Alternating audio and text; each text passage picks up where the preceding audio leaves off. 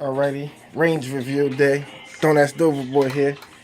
I was at the range March the 6th with my 1907 Dreyse 32 ACP and my Colt 1903. Also in 32 ACP. One thing I want to point out, two things. One, two mags. Weapons are clear. Weapons are clear. But what I wanted to point out are two things. One, you see that? There's the barrel. There's the recoil housing and recoil spring. Here you can see the barrel's on top and the recoil guidance spring is in the frame, not in the slide. So that's the one thing I wanted to point out. So my bore axes, as you can see, were different. One I'm shooting here and the other one is here. So it took me a little while to get that together. But back to where I am. Here's my first shots. These right here. I started out with the Dreyse 1907, or is it Dreyse? And I was aiming right at the X. And look, this is where they were. I'm like, what the hell? Where are my shots going? So I finally realized that they were off for some kind of reason. Then I got them up here. Then my next round, I started with the Colt immediately, and I went mentally shooting the Colt like I was holding the Dreyse Colt. And all my shots were high. So then my last second magazine with that, I took my last few shots and just went to the head and starting to realize. All right, now the third and fourth magazine of the Dreyse. We're here. So I finally got my bore axes together, and I'm starting to get on target. But now I just got to get my little coordination. I was being distracted at any rate. And I was being distracted because I'm left-handed, and here's the ejection port. So I hold the gun like this, and my offhand would be holding like this. And let me tell you, just about all of the ejected shells were hitting my thumb. Alright, so like I was saying, so my offhand was blocking the ejection port and the shells were reflecting off my thumb. I kept saying to myself, what the heck is happening? I feel something. And then I realized that's what it was. I was so excited and filled with adrenaline for shooting the gun for the first time that's what happened.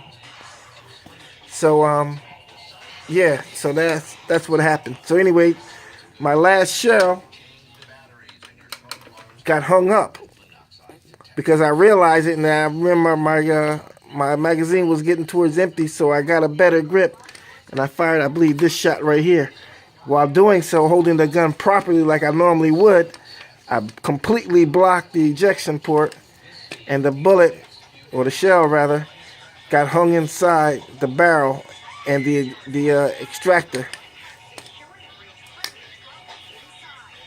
Can't see, but there's the extractor right there. The extractor was hung up under, the shell was hung up under the extractor and wouldn't dislodge. And when it happened, I wasn't sure if I fired the round or not.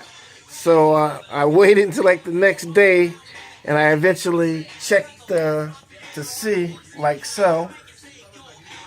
And then I realized that even if I was able to see, I couldn't tell. So I got like a little rod and I stuck inside. Of course, I had the slide removed.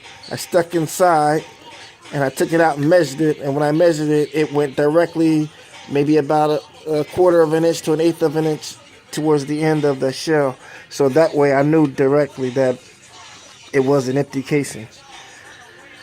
So anyway, so that happened, then I stopped, put that to the side, and I just continued on only with the Colt. And I was just, let me tell you, just non-stop with my two magazines, 8 rounds apiece, shoot these 16 rounds, go load up, and come back and shoot the 16 until I were done. I think I shot about 175 total with the Colt and 25 with the Dreyse.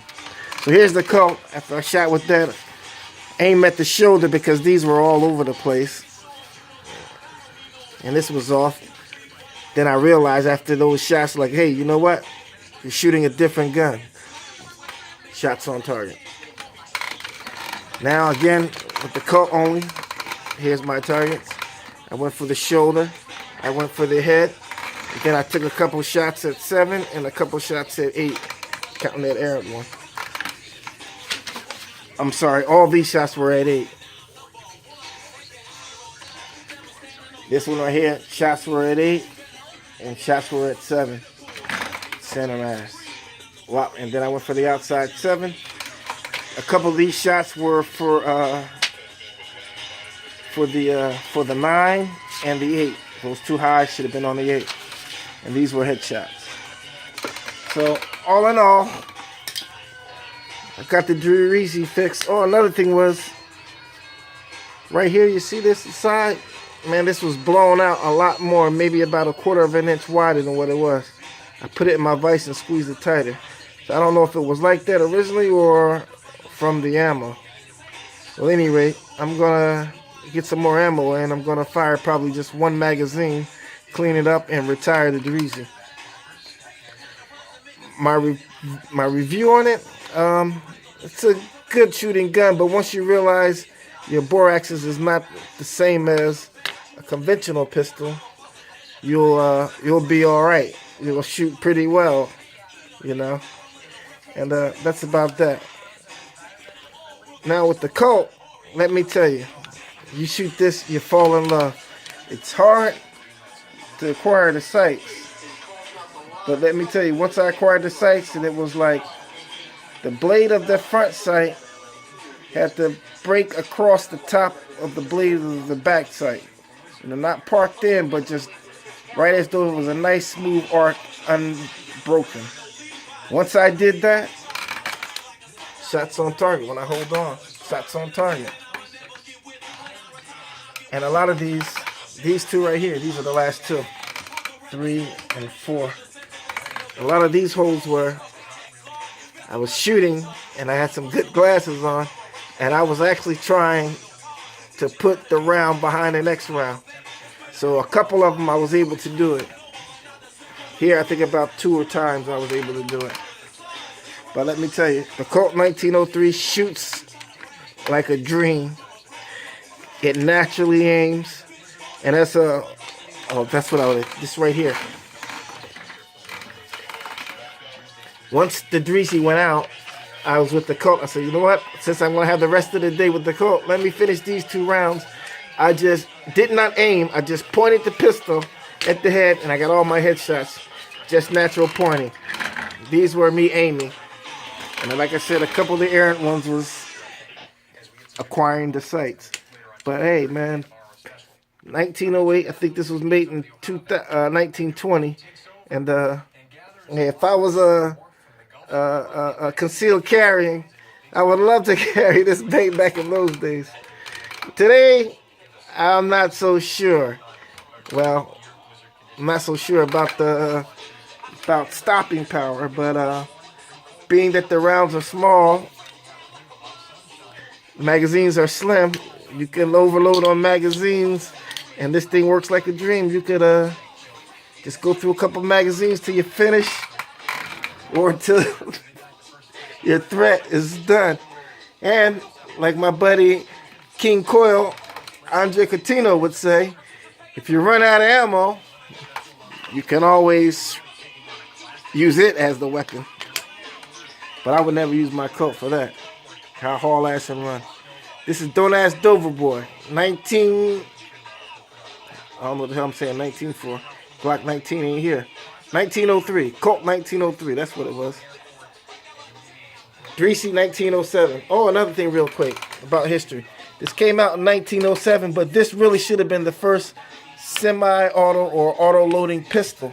However, Dreyse, also maker of the needle gun, needle machine gun, Dreyse somehow didn't pay the patents, and the pistol got put on the back burner.